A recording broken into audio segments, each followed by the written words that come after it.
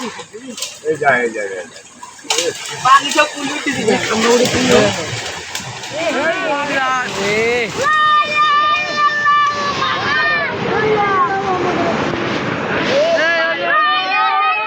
সময় বিভিন্ন নদী ভাঙনের ফলে অনেক বাড়িঘর শত শত বাড়িঘর এখান থেকে স্থানান্তর হয়ে অনেক চলে গেছে। এমনকি এই এলাকার দুটি শিক্ষা প্রতিষ্ঠান ছিল, বারবার শিক্ষা প্রতিষ্ঠান দুইটি স্থানান্তর করার পরেও আবার সেই ভাঙনের পাশে অবস্থান করছে। এই নদী ভাঙনের ফলে এলাকার মানুষ অত্যন্ত হতদরিদ্র দিশাহারা হয়ে গেছে।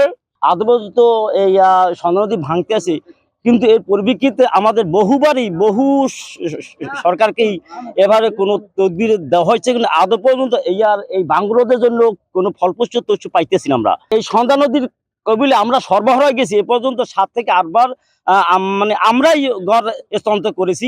নদী বাঙ্গলের মানুষ আমরা বিগত প্রায় 100 বছর ধরে ভাঙতেছে। বহু কষ্টে আছি, বাড়িঘর ভাঙিয়ে গরিব মানুষ এখানে সেখানে আবাসনে বিভিন্ন অন্য মানের শাস্তি নেয়, এইভাবেও মানুষ বাস করতে আছে। এবং আমাদের এখানে একটা ঐতিহ্যবাহী মাদ্রাসা, এটা আমরা 3 বার লাসছি, অন্তত আমি, এর আগে মুরব্বীরাও লাসছে। আমি খোদাবাক্সা গ্রামের লোক এবং খোদাবাক্সা মাদ্রাসার শিক্ষক। আমাদের এই খোদাবাক্সা মাদ্রাসাটি 1955 সনে প্রতিষ্ঠিত। এর ভিতরে আমি একজন শিক্ষক হিসাবে 7 বার এটাকে স্থানান্তর করেছি। বর্তমানে আমার মাদ্রাসা আছে মাত্র 20 মিটার দূরে, এত কাছে এসে গেছে। এটা মূল কারণ হচ্ছে ড্রোজিং করা, অবৈধ ড্রোজিং, সরকারি বরাদ্দবিহীন তারা কাটতেছে। যে দল পাওয়ারে আসে তারাই অবৈধভাবে কাটতেছে। নিকট করে আমাদের নদী এসে গেছে, তাই আমার একটা অনুরোধ থাকবে যে আজকে নদীগুলোকে বাংলাদেশ পানি উন্নয়ন বোর্ড আমাদের জন্য এটা বরাদ্দ দেয়। বানারীপাড়া পৌরসভা এবং ঠিক 1 থেকে 1.5 কিলোমিটারের মধ্যে আছে প্রত্নতাত্ত্বিক নিদর্শন শেরেবাংলা একে ফজলুল হকের বাড়ি তথা শেরেবাংলা জাদুঘর।